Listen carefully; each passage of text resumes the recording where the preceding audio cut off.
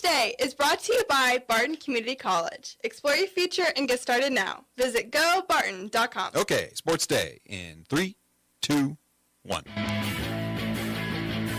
There's Mahomes, gets some pressure, man in his face. He's got Hardman wide open for the touchdown. McCole Hardman. I'm excited. You know, I love seeing the guys come back when they leave and be back on a winning team is probably exciting for McCole. And I think he's going to have a chip on his shoulder. I think he's going to have a lot to prove. So I'm excited to see how he does. I want the competition level to be at an exceptionally high level in the AFC. I think it's decent right now. Hopefully that increases at the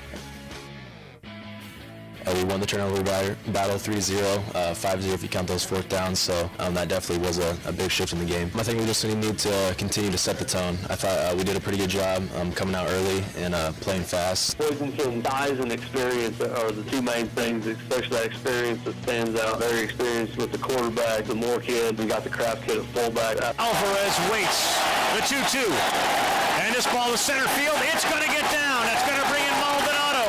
Following him, Altuve, Yordan Alvarez delivers 2 runs with the single, and the Astros are in the driver's seat. It's always important because the Royals are line up around. DeBon's been great for us. I like the matchup, DeBon versus Sergio in the corner. Maldi got a big hit past Young. Time to get 2 out hits, 2 out RBIs, and usually make the difference in the game. I'm an eternal optimist, and I have to be. I believe enough in our team that we can go out there and compete against anybody under any circumstances. We could be playing on the moon, and I don't care. And good afternoon. Welcome to Sports Day on 1590 KVGB and 95.5 FM, the talk of the town. Welcome in. Thursday show. Steve Webster with you, joined by Aaron Clark, Mike Corson, and in the corner, Mike Hesher. On the Thursday show today, jam-packed, we'll talk Grape and Panther football with head coach Aaron Beck. He'll be joined in studio by senior Maddox Spray and sophomore Ian Premer in advance of the Panthers' Week 8 matchup with Garden City at Memorial Stadium tomorrow night. Voice of the Tigers, Gerard Walbrock, talking everything Fort Hays State sports. And Mike Corson, well, he's back. He goes on the for Panther Sports with GBHS volleyball coach Shelley Duvall. And Kaya Bear will be in, KB, and Denver Ringo. So there's our lineup for today. Second day of our Bear doubleheader here on Sports Day. Papa Bear, Baby Bear.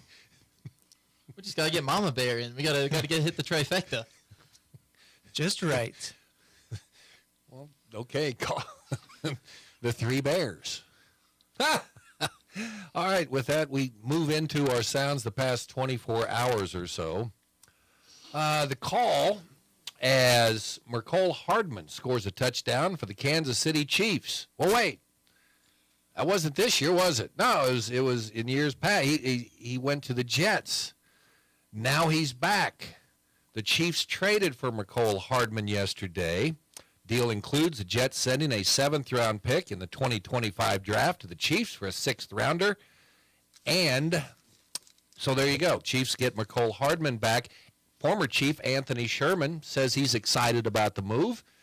Comes back. He's got the proverbial chip on his shoulder, so you know that's going to be positive. And another thing Anthony Sherman said was Mercole Hardman was a good teammate, which I like to hear. And the Chiefs need some help at wide receiver, I guess, when Brett Veach goes out and pulls the trigger. But they get a guy that can come in Sunday against the Chargers and play right away. I saw the headline yesterday. I didn't even know Nicole was gone. So the headline was very vague. Trade with Jets. Are they getting him or is he going? Because I thought he played last week. No, Nicole. Oh. Well, you say hippo when the... Oh, instead of hippo when the people come in, so I'm throwing it back. Going back to County Edition, yeah, I don't like HIPAA regulations. I just call them hippo regulations. Anyway, that's another show. Mr. Clark, you were wanting to say something. You know, sorry to interrupt, but I'm excited to see, like you said, McCole shouldn't have much of a learning curve to go against, especially against the Chargers. It's a division opponent, so not only an offensive playbook that he's familiar with, but he's going to be familiar going against the defense the Chargers have been running since they've had Staley. Coincides nicely with the time Hardman was there. Could play a role in the game on Sunday. Why wasn't he part of the Jets? I mean, I'm not quite sure. They They have- described him as, I mean, I haven't followed the Jets all season, but, I mean, rarely used. I'd be curious if he didn't fit into Aaron Rodgers' plans. They had to bring in some guys there, and like they brought in a Randall Cobb, they brought in C.J. Uzama. They just had to bring in some of those guys. I'm curious if he didn't have the relationship there, but at this point, you would think with Zach Wilson that might not matter. I'm curious if he doesn't quite have the top end speed that New York thought he might possess, and he might have that level. But if they thought they were getting a Tyreek Hill type after the catch, who's going to be making guys miss with some quick, short shiftiness, that's not quite his game. What he does do, he can catch a ball pretty reliably, hold on to it after some big hits. Excited to see what he can do from the offense for Kansas City. 16 touchdowns. What is the total length of yards the ball traveled for some of those touchdowns? I would say probably about 5 or 6 of them were a little shovel pass where he came behind the formation. Right, and they get him moving before the snap. That way he can build up some speed, and he does have some nice top end speed. Excited to see if they don't use him in the same exact way they did when they had him, because I imagine that's why they brought him in. They think they're missing that element to their offense, but I'm interested to see how that impacts the roles of Rashee Rice and Sky Moore. Yeah, I don't get it. Like New York, hey, we need some offense. I thought he was a pretty good receiver in Kansas City. Oh, he's not good enough for us. That's weird. And he'll be back returning punts again, right? So there you go. You can bite your fingernails when he goes back there, because sometimes it makes you nervous when he's back there to receive that kick. Chris Carlin and Joe on ESPN, and he brought up a good point. What he was saying is he wants to see someone emerge from the AFC. The AFC really is not the juggernaut this year that we were all expecting.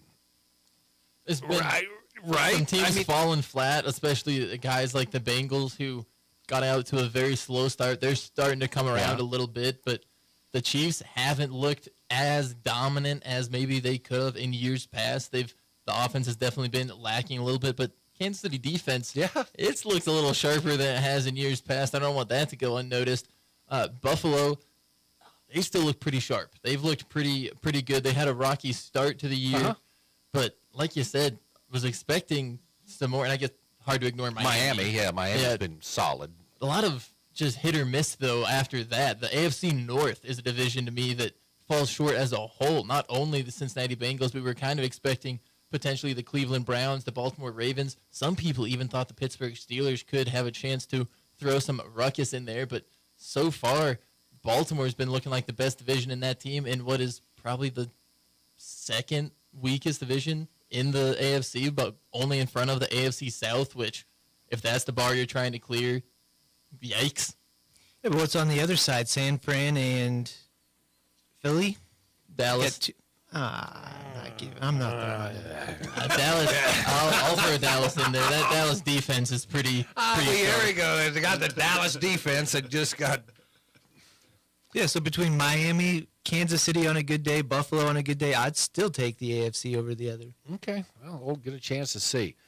K-State, linebacker Austin Moore says the defense just needs to keep playing their style of football. Kansas State plays at home on Saturday against TCU, rematch of last year's Big 12 championship game. TCU this year is 2-2, 4-3 overall. Kansas State 4-2, 2-1 in the Big 12. And again, it's just weird to look at all those teams in there because you have Oklahoma 3-0, Iowa State off to a 3-1 start, Texas, Oklahoma State, K-State, West Virginia all at 2-1. Then you have Kansas, TCU, Texas Tech at 2-2. Games this weekend: UCF plays at Oklahoma, Baylor at Cincinnati, Oklahoma State at West Virginia, Texas at Houston, TCU at K-State, and Texas Tech at BYU. Avery Johnson made me double anxious last weekend. He's getting up there. You hear the announcer start to say, nobody in the nation has rushed for 5 rushing touchdowns this year. Like, defense, come on, 3 now. Maybe the team would get a first down. Oh, this is going to cost us 2 minutes.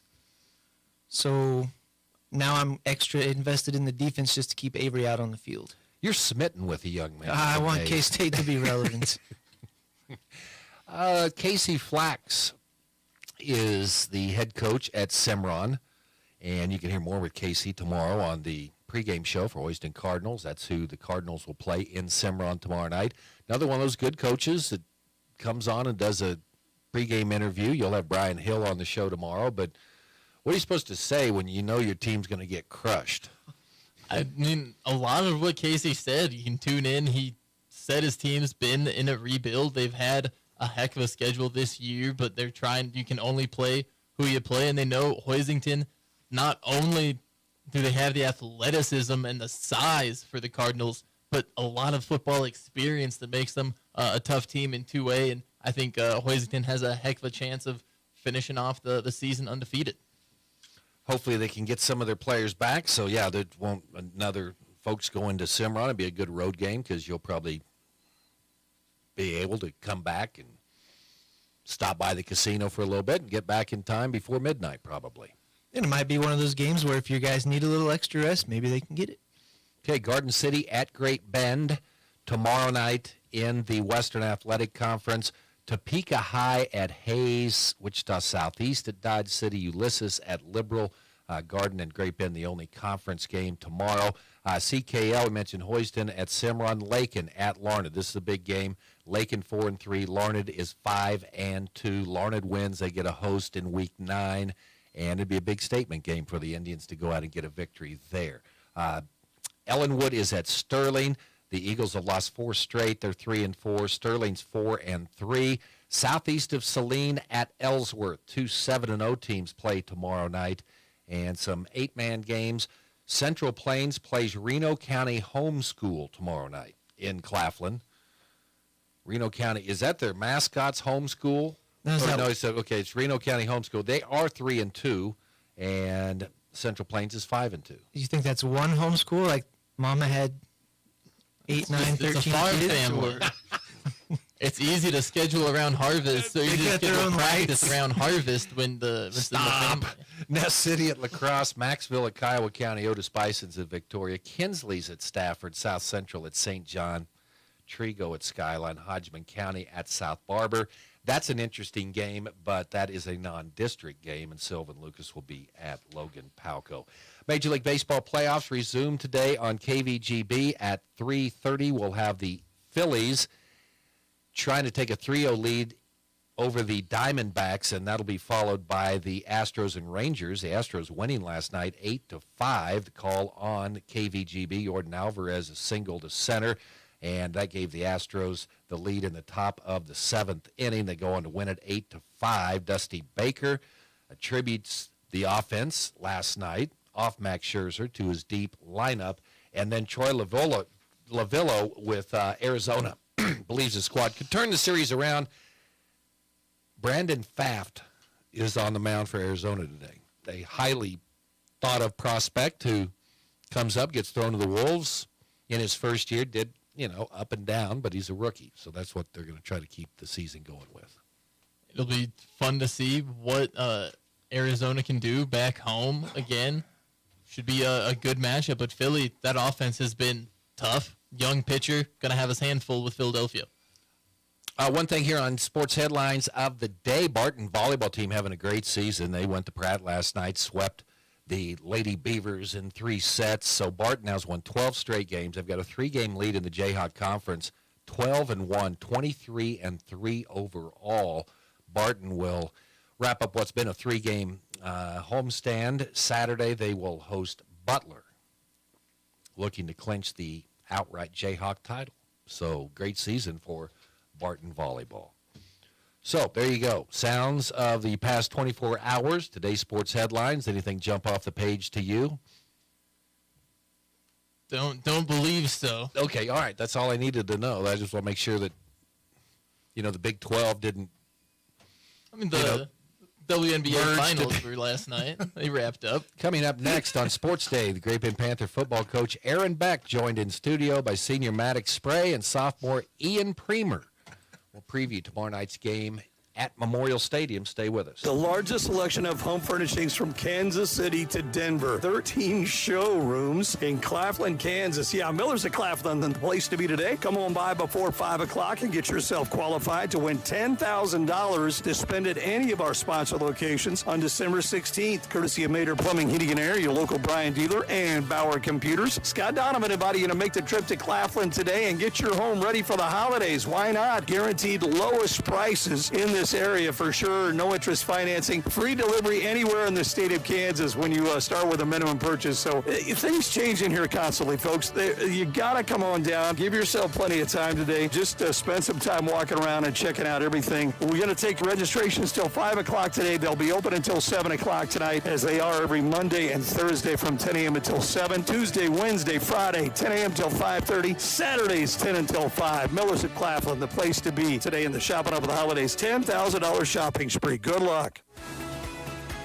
Attention high school seniors, the time to think about that next step is right now. Get everything set up in a few hours at Barton Community College's Senior Day on November 8th. At Barton, you can take classes, transfer to a university, or enroll in a technical program. Did we mention we have $6,000 in scholarships up for grabs? Sign up online now through November 1st at seniorday.bartoncccc.edu to attend.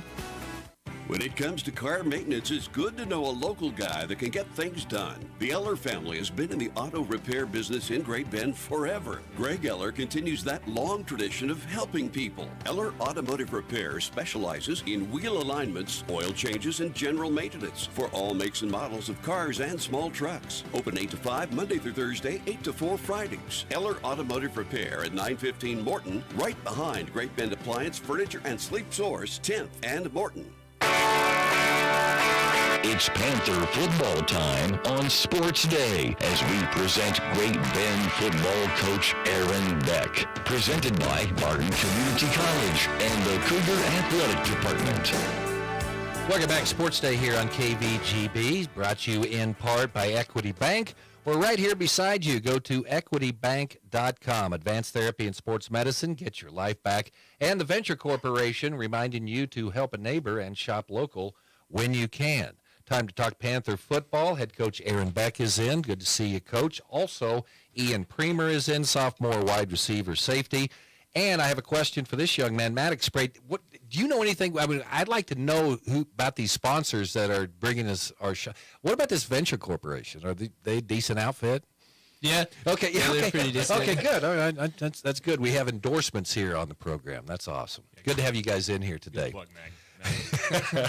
Coach, man, here we are, week 8, getting ready to go tomorrow night. Go to Ulysses and do what you wanted to do. It's one of those games you go out. Man, you took care of business early. 35 points in the first quarter. Tell me about Friday night in Ulysses. Yeah, I mean, the only thing that probably didn't go well was just having to be on the bus for 3 hours. We kind of came out from the get-go and kind of controlled that thing. It kind of, I don't know, it had a little bit of that feeling heading into it, but I thought it was nice to see these kids just really take control in all facets of the game, and it was glad we traveled with a lot of the young guys, because the second half we were able to get a lot of them in, and a lot of these guys played a lot of snaps this year, so to give them a little break was also pretty beneficial for us, I think. Ulysses had some good teams over the year, but ever since Coach Kenny passed away, they just haven't been able to get back to that same vibe they had in Ulysses for a long time. Yeah, that was something that we made sure we did not take them lightly as we headed into last week, because last year when they came to town, they had a solid team. They had a good senior group up front. They were physical. They flew around. They kind of ran a different style of offense this year. It was probably tailored more towards their kids, being a little smaller, but they've had traditionally some good teams. The only conference game on tap tomorrow night. It'll be Garden City here. Just a quick overview on the Buffs and their season that they've had. They come in 5-2, Coach. Yeah, they're a solid team. It always feels like it always gets a little excited this time of year with not only ending with Garden City, but that's on the horizon with playoffs and the seeding and all that kind of shakedown. So there's a lot to play for in this one. Obviously, with them being 5-2 and What are they, 2-1 in the WAC? So they got an opportunity to get a share of the title. So they got a lot, and I think they're sitting maybe 6th in the West in 6A. So the chance to host a playoff game, to have a higher seed and make someone travel all the way out to Garden City, they want to make sure they hold that spot. And on the flip side, we're going to try to ruin that for them and do whatever we can to try to move up. But it all comes down. There's some things out there that we can't control, but we can control this game Friday night, and these guys are ready for it. Okay, Maddox and Ian, I wanted to ask you this because it was, just going through the league last year and watching you guys play basketball. I mean, when you play in a 5-team league, everybody's going to be a rival, right? But each one of them, whether it's Hayes, Garden City, Dodge City, Liberal, they're a rival, but they're a rival in a different way. It's kind of weird. Tell me about the rivalry that Great Bend has with Garden City, Maddox. I feel like it's a close game every year, depending on which sport, like basketball and football. And since it's the last game of the season, or regular games in football, we just got to take it to them, and hopefully it's going to be a good game. Do you feel differently about Garden City when, say, if you're playing Hayes or if you're playing Liberal or maybe Dodge City? Not really, honestly. I feel like it's more of pressure on us because they're usually a good team. We just have to go out and beat them. Maybe it's an announcer thing. I'm going to ask Ian that. But, yeah, all these teams are rivals. What makes Garden City that for you? They've always talked trash, like last year, football, basketball. I don't like Garden. Like Hayes and then Garden. Garden's right there. That's probably the level of chippiness that I was looking for a little bit because it seems like they're all a little bit different. But, Ian, keeping with you, 7 games in right now as you go in. Kind of sum up just your thoughts on how the first 7 games have gone for the Panthers this year. It just flies. It's gone so fast. We beat Mac and then lost tough one to Hayes, then Bueller, but then we came back against Southeast and then Dodge, and then traveled to Liberal and lost another close one there, and then took business against Ulysses last week. Tell me about how you've seen this team evolve a little bit from that opening game against McPherson to the team's going to take the field. Yeah, we've definitely improved all over, especially from our jamboree. Like our jamboree, we were okay in that, and then how we came out against McPherson really felt good for us. Okay, Maddox, sum up the first 7 games for you here as you head down the home stretch of your high school football career. Yeah, just like Ian said, it flew by really fast. It felt like 2 days ago I was starting my freshman year playing Hayes, first game. And that first game McPherson just felt great. And then we came back, played Hayes, played all right, and Bueller played all right. And then we started getting going against Southeast and Ulysses, and then Liberal came along, which it's another close game that we should have had. Where have you seen the biggest development for this team from week 1 to, again, the team that's going to take the field tomorrow night? Our biggest development probably was in the run game. I feel like running the ball now is just way better than what it used to be. Daxton Minton comes in, takes over the helm at the quarterback position. He's got a lot of different weapons. Talk about your relationship with your QB. Oh, man, I love Daxton. Me and him got a real close relationship. We usually talk a lot of trash to each other sometimes. We got a lot of competition going on, just like me and Ian. It's always a competition between us. Talk about the development that you've seen in your teammate and classmate this year, Ian. Yeah, we knew Daxton. He was really good coming in, and he just proved it to everyone else. Like some fans weren't so sure, but we always knew what Daxton had, and he proved it to everyone. Okay, Garden City tomorrow night. What's been the focus this week? We'll go ahead and ask you about on the defensive side of the ball when you look at these Buffs. Just trying to stop the run game. They've got a really good dive and dive option, so we're really trying to stop that dive option. More focused, like keeping them inside, and then we're going to stack the box a little and let them take care of the run. Okay. Maddox, give me the view of the Buff defense that you're going to face tomorrow night. They play really good, 4-man front, and then they're leaving out once they have the hanger on the left side, they're leaving out the right side for the quick intermediate pass game that we got going on. Okay. Ian, feelings right now? little over 24 hours away from playing week 8 of the high school football season. I'm ready to go. I wish the game was tonight. Ready to play. All right, Maddox, how about you? Oh, yeah, I'm ready. Okay, sounds good. Coach, these two guys have been part of your team this year. I mean, another solid combination. I'm glad you bring in senior, sophomore, because that's kind of the way this team's been. You've got a mix of the young and the old. Yeah, it's crazy. I don't even look at Ian as a young kid anymore. You know, he's got so many snaps underneath him. But these two both do just such an outstanding job on both sides of the ball for us. You know, Maddox has really developed into a legit corner, and that has been a huge benefit for our defense to be able to stick him out there and kind of try to shut down the opposing team's top receiver. He's going to have to be a little more involved in the run game this week, but it's going to be a little late just as a corner. But they've both done such a great job for us, and Maddox had probably his best game last year against Garden City, especially down the stretch. Made some huge catches for us on that final drive that kind of took the lead late in that game. So I'm sure he's excited to face this team again. And Ian has provided so much for us just offensively and a lot of our quick game. We try to get the ball to him now because his yards after the catch have been very impressive as long as he doesn't fumble the ball. Like he did last week, but he'll never let that happen again. Okay. What do you remember from last year, Maddox? That was another one of the cardiac comebacks for the Panthers. What do you remember about that game last year? Oh, that game was crazy. I remember like that final quarter they had like an 9-minute drive towards the end, and we just had like 2 minutes, minute and a half just to keep going and scoring. And then Caden did a really good job running that ball in that last few plays.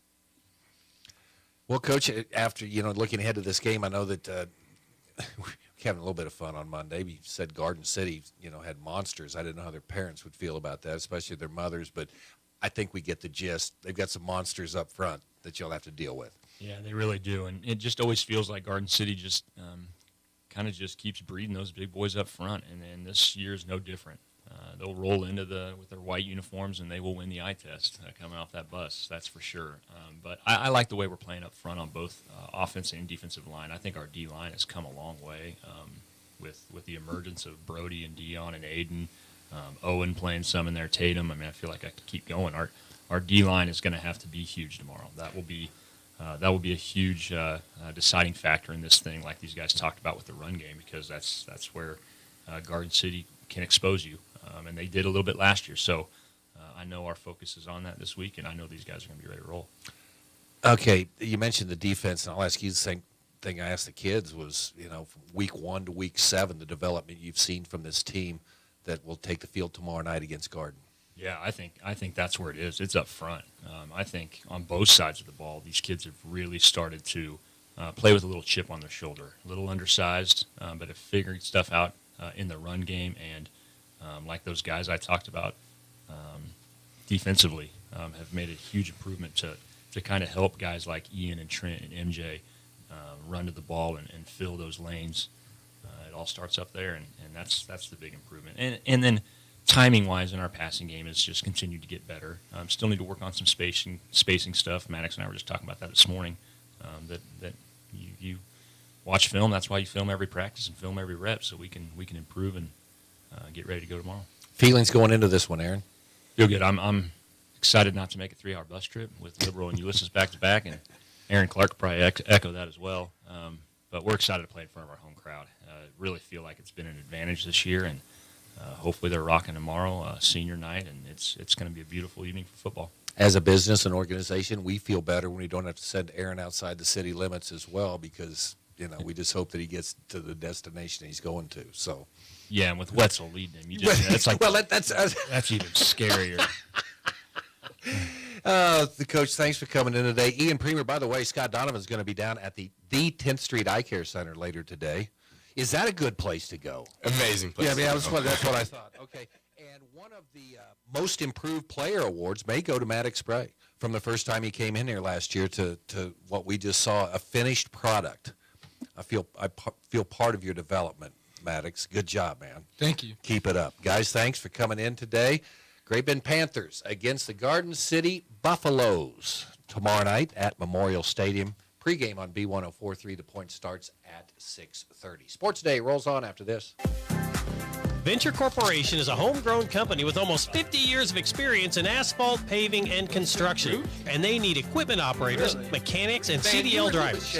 Venture offers benefits including 401k and Blue Cross Blue Shield health insurance. Call Leslie for all the details. Work for a family-owned and family-oriented company that is here today and will be here in the future. Venture Corporation, South Highway 281, Great Bend, is an equal opportunity employer.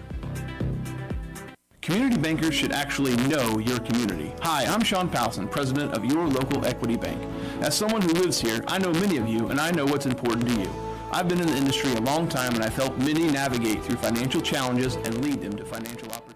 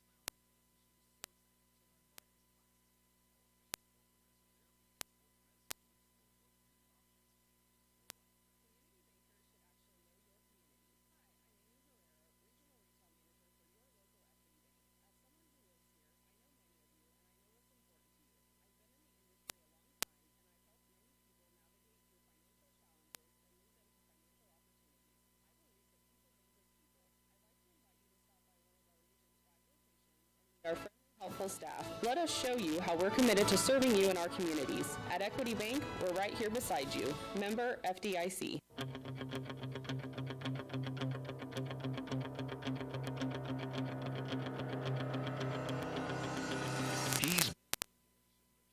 For over 20 years, much longer than Wyatt Thompson, Steve Webster, and the legendary Bob Davis.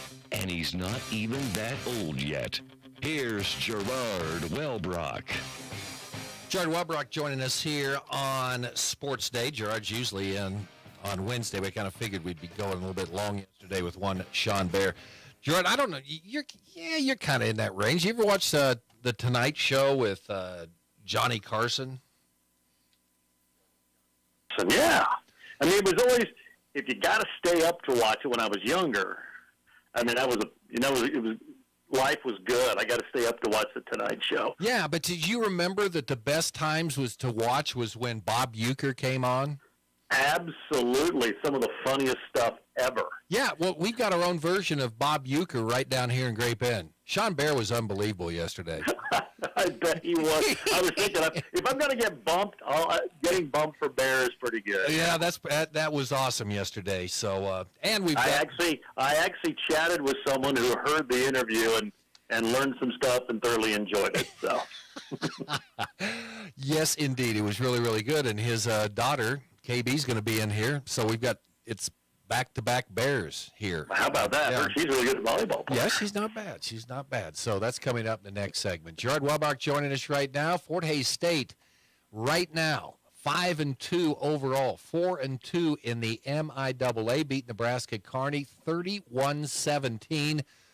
Take me back before the season started. Would you have taken 5-2 and 4-2 in the league? Absolutely. In fact, we were just chatting about this a little bit. I think Fort Hays might be a little ahead. I didn't know how many games they were going to win. You know how it is. How the Tigers going to be in the off season and then in camp. And all I said, I have no idea how many games you're going to win. But from what I can tell and what I could see in camp and just early, I think they're going to be fun to watch. And I think you're going to see a core of players that have a chance to be really good before they're done. And, they're going to be young, and when you have that, you never know. I mean, it's tough to win in the MIAA with youth, but there's some veterans there, and I thought the defense would be pretty good, and that's proven to be, true. And I think they've won a few that, Missouri Southern to me was a toss-up game, so you knew they were going to be better. Found a way to beat them on the road, so that's why you're 5-2, but not to pat myself on the back, but it's kind of been the way I thought it would be. I think they're going to be fun to watch. You're going to see a lot of progress. You're going to see a team that plays hard every time out. They may not always play well, but they're going to play hard. And you kind of saw that against Kearney. First and third quarters looked really good. Second and fourth, not so good. But they played hard and they battled. They competed throughout, and they found a way to win that game. They probably should have won it by more. It felt like they were in control and had bigger leads than they actually did, but they still found a way to win. So I'd say maybe win-losses are a little bit ahead, and you don't want to look too far ahead, but what could be, probably are a little bit ahead of schedule in that regard. But the way they played and just everything how they've gone about their business was as I thought it would be, and they've been able.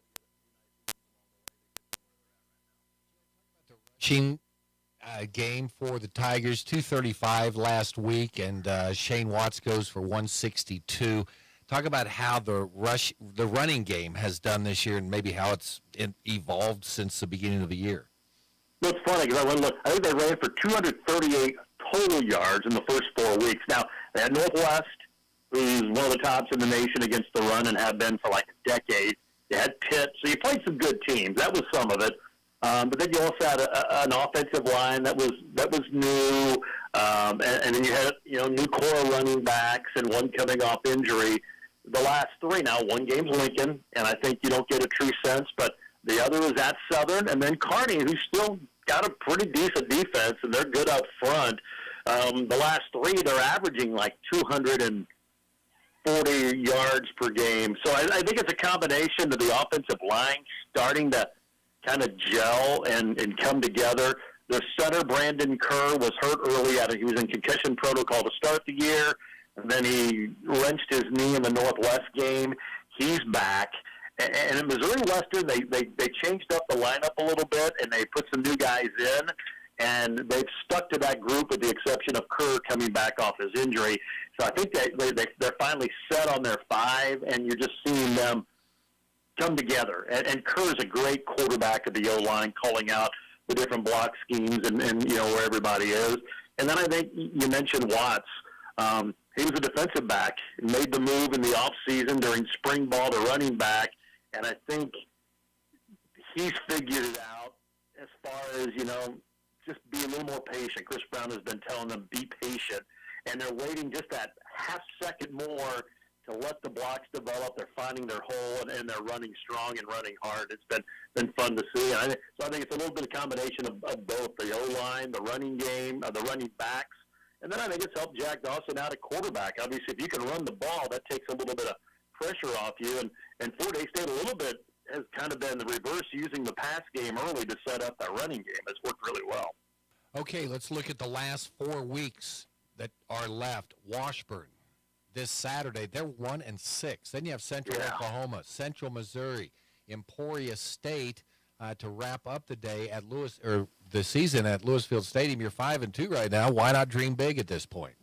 Absolutely, and that's what these next 2 weeks are obviously the key two games in there, because Central Missouri's good. They're probably the second best team behind Pitt, and they played early, and I probably play them again. You may have a different outcome, and then Emporia is obviously very good as well. Washburn struggled. They're kind of having a year Fort Hays had last year. They were going to be young because of graduation, and then they've had injuries. Their starting quarterback's been out since week 2 with a collarbone. Their top returning all-conference receiver's been out for the last 3 or 4 games. They've had the injuries Fort Hays had, and you can't do that in the MIAA, especially when you're going to be young anyway. And so that's the type of year you have. I don't think they're as bad as their record. And they're young. He's a true freshman quarterback. Keeps getting better every week. And I've been nervous about this game all week. It's Washburn. Chris Brown was there. Craig Shurik knows Chris Brown. Chris Brown knows Craig Shurik. Defensively, they run a lot of the same thing. It's usually an ugly game. And quite frankly, we always talk about Missouri Western and Fort Hays playing poorly. Washburn's about the same way. They've only won once in the last 11 games in Topeka. And it's usually just weird stuff. Fort Hays doesn't play smart. They get kicks blocked. So this is one of those, hopefully they can get off to a good start and take care of business and not have it go down to the wire, because it seems like it always does. Last year, Washburn just ran all over Fort Hays. They were never in the game. So this is one, even though Washburn's down, Tigers have not fared well in Topeka, so hopefully they can bust that trend on Saturday. Nothing good happens at Washburn. I mean, even from the broadcast end. I remember tearing a payphone off the wall so I could use the phone. To use the phone line so we could have the broadcast on the air. Jeez. Yeah, a little better now. The press box is nice. It's one of the better ones in the country. Yeah, well, yeah. Again, I was told yesterday when I keep reflecting back and say it's not that many years ago. Yeah, it was. I mean, payphone. Payphone. Okay, just there's a generation that doesn't even know what that is. Payphone. Yeah, Aaron Clarkson. What you pay for your phone? Pay for a phone? Yeah. Gur, thanks so much. Have a great call. Before you leave, I want to ask you one thing. Yes, sir. In all your time as voice of the Tigers, did you ever have an inkling at one point ever Colorado School of Mines would be the number 1 ranked football team in Division II? No. I mean, it was like you would go out there. That was, no. I know. How crazy is that? I mean, they were in the championship game last year. Well, no. They figured it out. I know. That's why I was thinking about that. It's like, I got to ask you because I know I never did. But yeah, I mean, number 1 in the country this week. I've just been amazed at their success the last few years. Colorado Mines, a great school to go to. I mean, if you want to be an engineer, I mean, that's a place to go. I didn't know that many engineers were good football players. Well, in basketball, they've been a top 15 basketball program for about a decade now. Does that go back to among the tops in the RMAC? It's crazy. They figured out something. Yeah, it's crazy. I thought Tom Spicer, Tom Spicer, former athletic director out there, was crazy to take the job at Colorado Mines. Was he the one that got it started, turned around? I think the facilities. He's not there now, but he got all the brand new facilities, which I think was big. And I've heard some of it's with their academics and their master's program. They're able to get some engineering students. I know basketball had a Stanford and Colorado State transfer because they could get their master's quicker at Colorado School of Mines than other schools. So they've kind of figured it out. But, yeah, the Orediggers are number 1 in Division II this week. That's amazing. You could always say the Orediggers were bad, but you never said they were a stupid team. Now, I mean, look at them now. You can't say they're bad. Oh, thanks for that. Colorado Mines number 1. Yeah. Look what's going on elsewhere in the world, and I guess that all makes sense, doesn't it, Gert? Exactly, yeah. We'll talk to you next week. Thanks, Steve. Okay, Gerard Welbrock, voice of the Fort Hays State Tigers. We're talking Great Bend Panther volleyball when we return. From the Mayo Money Management Studios, 1590 KVGB, Great Bend, and 95.5 FM K238CK, Hoisington. Hey everyone, this is Cole Ryan, voice of the Barton Cougars. Attending sporting events for Barton Community College is great, but did you know you can support the athletic teams even further by getting involved with the Cougar Booster Club? The Boosters help with fundraising for equipment and facility upgrades to give Barton athletes every opportunity to keep succeeding at the regional and national levels. Join the Cougar Booster Club as an individual or business. Call 620-792-9377. Become a booster today. Go Cougars.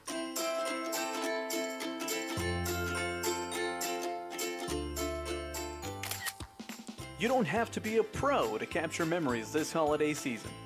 At Nextech Wireless, get the latest phones to share those precious moments. For a limited time, get the new iPhone 15 or Samsung Galaxy S23 on us. Nextech Wireless, home on the range. Extend the life of your equipment with the best warranty program and risk management tool in the agriculture industry. The Cenex Total Protection Plan covers new and used equipment. Receive up to 10 years or 10,000 hours of engine coverage when you use Cenex Ruby Fieldmaster premium diesel fuel and synthetic lubricants. With no deductible, the Cenex Total Protection Plan provides unmatched coverage to give you the power you need to keep your business running like a well-oiled machine. Contact American Plains Co-op Fuel Department in Great Bend, your certified Cenex distributor today. Sports Day presents On the Prowl with Mike Corson, an inside look at all the sports taking place at Great Bend High School.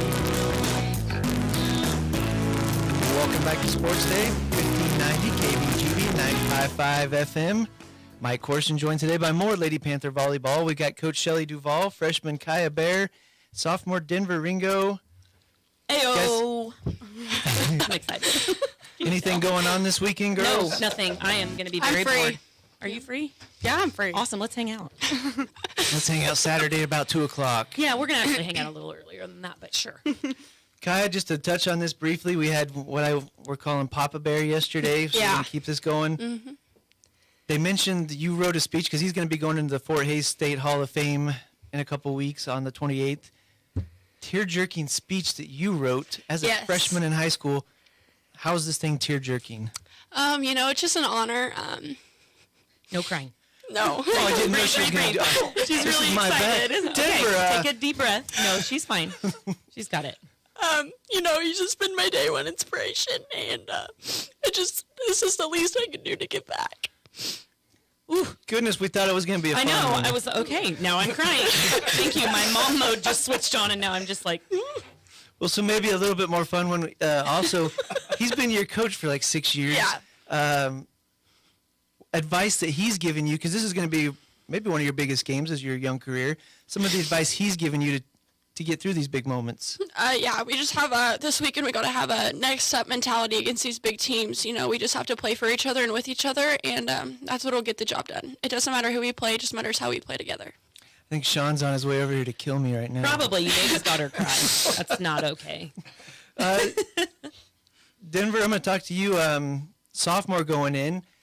Coach says multi-position. So that's one of the magical things about this year's team is so many people playing everywhere. What is your role and your ability to step into any one of those roles?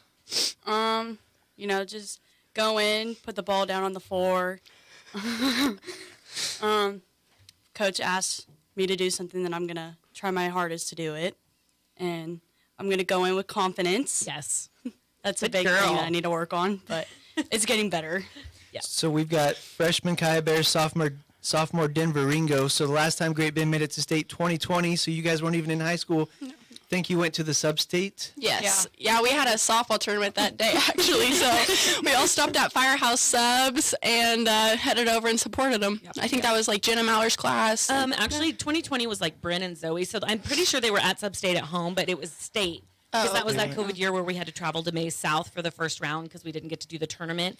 And I just remember this whole herd of kids walking in their Quicksilver gear, just fired up upstairs. They had just, gone to Firehouse Subs, but Coach Bear brought the whole team to watch us. That was pretty cool. Well, so this time you guys are going to be the center of the action. Not a whole lot of home games this year, so it seemed like maybe they were extra ramped up, but obviously expecting a good atmosphere. How exciting to get out there Saturday. Absolutely. I think these girls are ready. I think, that crowd coming down, I know we talked about it, and I think this was one of your questions, so I'm just going to go ahead and go into it. But the main court has made a huge difference in how we feel when we're playing and the confidence that the girls have. They've got their home crowd right there. Their student section's right next to them. They can hear them. It's definitely a major atmosphere change. And girls, you can talk about it from the player side because as I'm taking photos, it just looks bigger. Yes. So how did the dynamics change just by flipping it from, what is it, east? We're going now east-west, yes. So, normally you got the two side by side, but just flipping it makes it look so much bigger. Does it feel bigger when you're out there? Definitely. Yeah. I feel like when I'm serving, you can't see I feel like I need to serve it short. I don't know. Or like all the way across the football field is what it feels like. Yes. Yeah. They've done really well this week. We've actually practiced on both sides of the court since we now have to switch. So, the day before we practiced on the east side. Yesterday we practiced on the west side. That way they can kind of get used to the court switch instead of getting, stuck on one side like we did during COVID. Is there any advantage? Do the other schools play on similar courts where if they're not used to where it looks that big, is it going to mess them up a little? I think our student section being right there will mess them up. They're really supportive of us and the chants and everything. It can get pretty distracting. It can, yeah. And most of the places that we've played this year have been the double court. So I do think it will. I think going in when we played in Hutch last year, it was really awkward because our girls were like, this looks way bigger than we're used to. So it is, I think, a little bit of a bonus for us. So 30-4, which includes a 4-0 run at WAC last week. I tried to ask the girls yesterday, you could lose a game. How did you handle that approach? Obviously, no losing this weekend. No. How do you handle the approach going into Saturday? Anybody want Denver. it? Denver? She's such a talker, can't you tell? Oh, yeah. What's your mentality, Denver, coming into Saturday? Play with confidence. Win sub-state. We have goals set. Yeah. We have some goals set. Well, now, and maybe Coach speak here, but so she can take this one. But 13-19 team, you guys are 30-4. as a media guy, I'm like, okay, we're going to get to that one. As a player and or coach, can't overlook anybody this time of year. Absolutely not. I think it's actually more, for a coach's standpoint, I'm more worried about the first match than I am anything else after that. Records at this point don't matter to any of us. We're all even. We're all in the same place. We're all in the same court playing with the same ball. Yep. Talking to Panther volleyball coach Shelly Duvall, freshman Kaya Bear, sophomore Denver Ringo, and the other one. So you've beat Hayes twice this year, Andover. Wichita area schools always seem to do something crazy. So 13 and 19 team round one. Whoever you get in round two, what's the outlook there with either that's a Wichita school or a team we've beat twice, but as they said yesterday, 3 times is tough. 3 times is always tough to beat a team, but when it's always Hayes versus Great Bend, there's a whole different ball game going on there. So we're up for the challenge of whichever team we see. We've studied film on both. We've set goals against both teams. But again, like we said, we typically look at the first match first. But if we can get past that, we'll take it at that time. And I asked the girls yesterday, so much momentum in volleyball. Do you like it where you get the break and you get to watch the competitors, or would you rather play that I'm middle going to set? dish that to the girls. What are your thoughts? Honestly, once I have my adrenaline going, I'm just like ready to go. Like I'm just ready. I'm like next up mentality. Who's the next team? Who are we going to get to compete against next? You know, I'm just ready to go. What do you think, Denver? I mean, I don't like sitting because I feel like I get lazy after that. And then we go into a big game, and I just don't have a lot of energy. Right. No Funyuns between. Oh, no. They'll shove their faces. You'll see them. Coach Barber always likes to provide a lot of candy and get that sugar rush going, and we got a box on the bench with us. So, but typically these girls, once their mindset's in, they're ready to go. And how does that work? Like baseball, they're complaining, as the number 1 seed, we have to wait 5 extra days, and it's costing us. As the top seed, are you slated, or do you get a pick? No, we're slated usually to hit that first match and then sit and then play again. And a lot of people like the match in between. Like I said, either way, we're fine. It's just sometimes I don't want the girls to watch the competition. They've already studied the film. Go off, go be with your team, go hype yourselves up, let the coaches do that job, and then play the next set. Maybe one more here for Shelly, but girls feel free to chime in.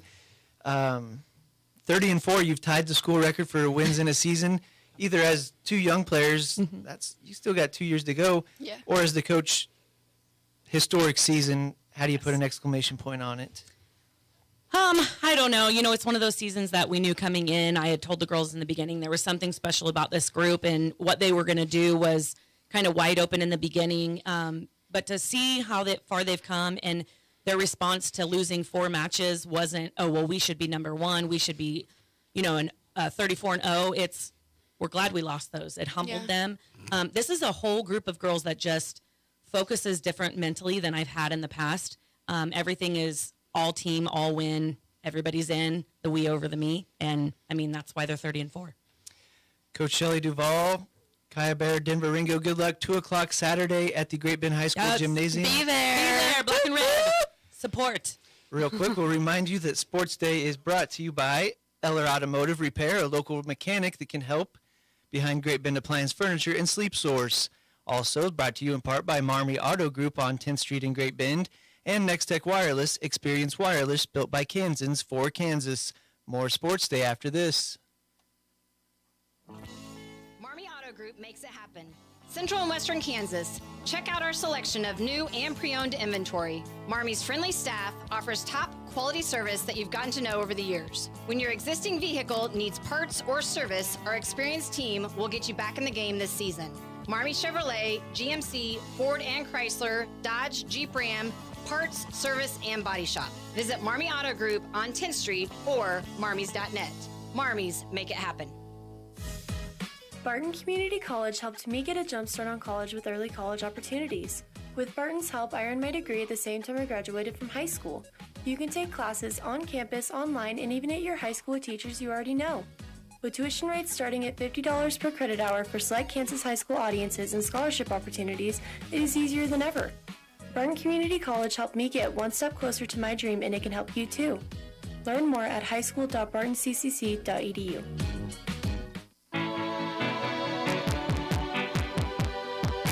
It's Sports Day on 1590 KVGB and 95.5 FM. Presented by Barton Community College and the Cougar Athletic Department. Welcome back, Sports Day here on 1590 KBGB 95.5 FM. Mike Corson, you've watched this volleyball team play a lot this year. What are your thoughts on their chances on advancing on to the state tournament? Obviously, at 30-4, they're going to be the favorites and the home team. I really do like the single court aspect, and I do like that Great Bend tends to pack the house at these big things. So like Coach just said, I think Andover is going to be tough. Wichita area schools, notoriously tough, play a tough schedule.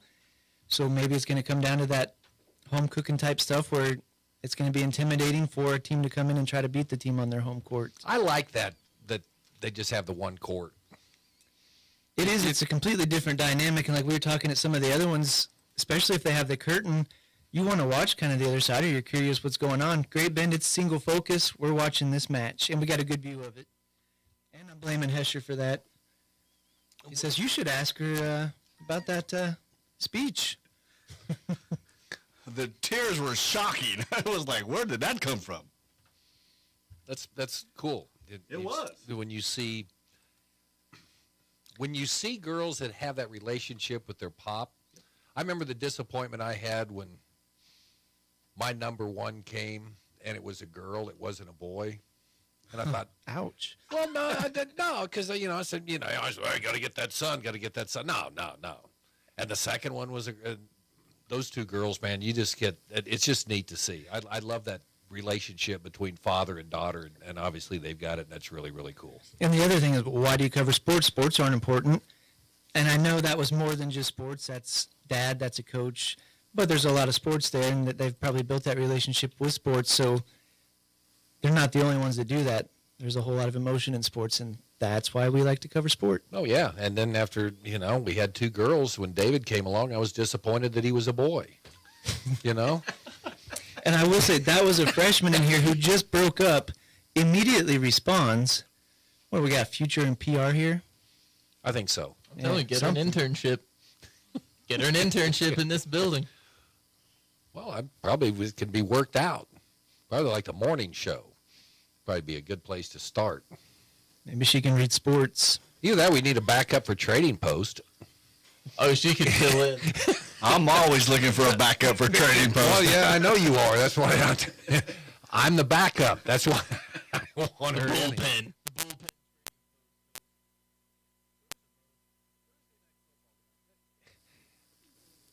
I never watch it anymore. I do. I'm still here. So we've got the Jaguars tonight taking on the New Orleans Saints. I've heard Trevor Lawrence going to be a game time decision for the Jaguars. Not gonna let it out early, but they have signed a new guy for who they had over the summer months, that training camp quarterback. They brought him back in, so doesn't maybe look positive towards him playing tonight, but that'll be a much different offense to try to stop if you don't have to worry about Trevor Lawrence. Is it sad that I would only watch to get my Al Michaels fix? This is a game like the Thursday game's kind of lame. Trevor Lawrence would be fun to watch, but it's a good call. That's almost worth a watch. Have you rubbed Hesher's hair yet? It's growing out too much. You'll have to wait. Okay. We're going to have to get a barbershop in studio. That way he can keep it nice and short up. Rub for good luck. There's going to be a fee charge next time I get my haircut. Okay. All right. It's a big weekend, week 8. Of course, then we go into week 9 of high school football season. The pairings come out, over the weekend. We've got state or sub-state volleyball. Don't forget about regional cross country tomorrow, too. So starts at 10 a.m. Saturday. Are you going to you could get really close to the course and get some really good pictures if you would just wrap yourself in a bush or something like that. You get really close. And the good thing at regionals, they come across and they're throwing up. You never know what you're going to get. Okay, there you go.